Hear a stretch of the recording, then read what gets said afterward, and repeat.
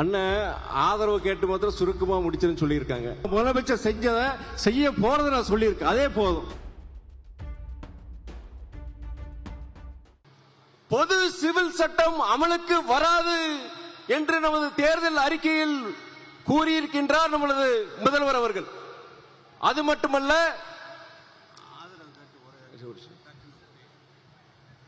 அண்ணன் ஆதரவு கேட்டு மாத்திரம் சுருக்கமா முடிச்சுன்னு சொல்லியிருக்காங்க. நான் ஏற்கனவே சொல்லியிருக்கிறேன், நான் அரசியல கத்துக்குட்டி, அரசியலுக்கு 3 வருஷம் தான் ஆடுது. அதுவும் முதலமைச்சருக்கு முன்னாடி பேசுறது முதல் தடவை. ஏதோ அவருக்கு நம்ம சொல்லி 2 வார்த்தைகள் சொல்லி அவர் நம்மளை பத்தி பாராட்ட மாட்டார் நினைச்சிட்டு நான் சொல்லலாம்னு நினைச்சிட்டு இருந்தேன். 2 நிமிஷம் 3 நிமிஷம் முடிச்சிடுறேன். நான்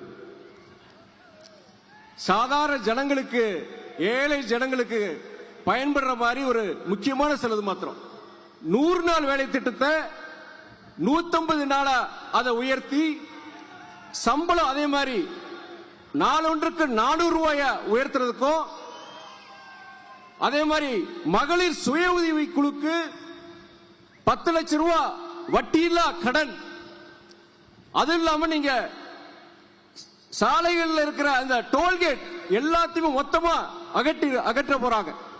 இந்த தேர்தல் அறிக்கையில இந்த மாதிரி சாதாரண ஏழை எளிய ஜனங்களுக்கு நிறைய விஷயங்கள் இருக்கு.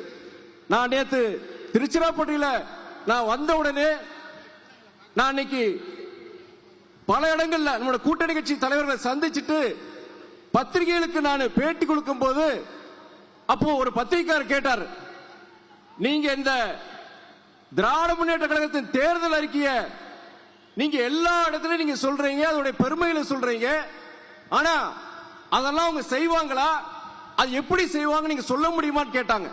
நான் ஒன்னே ஒண்ணுதான் சொன்னேன். நான் இதே கேள்வியை 1 வருஷத்துக்கு முன்னாடி நீங்க கேட்டீங்க, எல்லா இடங்களிலும் கேட்டீங்க. நம்ம மகளிர் சுய உதவி, நம்ம மகளிர் உதவித்தொகை அதை திமுக அரசு செய்ய முடியாது நீங்க சொன்னீங்க. ஆனா நம்முடைய முதலமைச்சர் அவர்கள் அது செஞ்சு காமிச்சிருக்கிறார். இன்னைக்கு 1,15,00,000 ஏழை குடும்ப தலைவிகள் அதை பெற்று பயன்பெறாங்க. செய்ய முடியாத செஞ்சு காமிச்சிருக்கிற முதலமைச்சர். இந்த தேர்தலை பொறுத்தவரை இது நீதிக்கும் அநீதிக்கும் இடையிலான போர், ஜனநாயகத்துக்கும் பாசிசத்துக்கும் இடையிலான போர், சமத்துவத்துக்கும் மதவாதத்துக்கும் இடையிலான போர், தர்மத்திற்கும் அதர்மத்திற்கும் இடையிலான போர். இறுதியில் தர்மமே வெல்லும். இந்த தேர்தலில் நமது கூட்டணி, நமது முதலமைச்சர் தலைமையிலான கூட்டணி மிகப்பெரிய வெற்றியை பெறும். கிரேக்க மன்னன் பிலிப்பிற்கு ஒரு மாவீரன் அலெக்சாண்டர், ஹைதர் அலிக்கு ஒரு திப்பு சுல்தான், ராஜராஜ சோழனுக்கு ஒரு ராஜேந்திர சோழன்,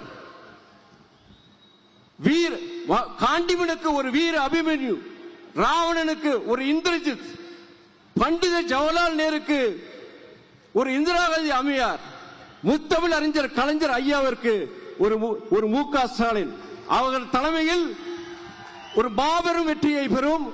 40 நமது நன்றி, வணக்கம்.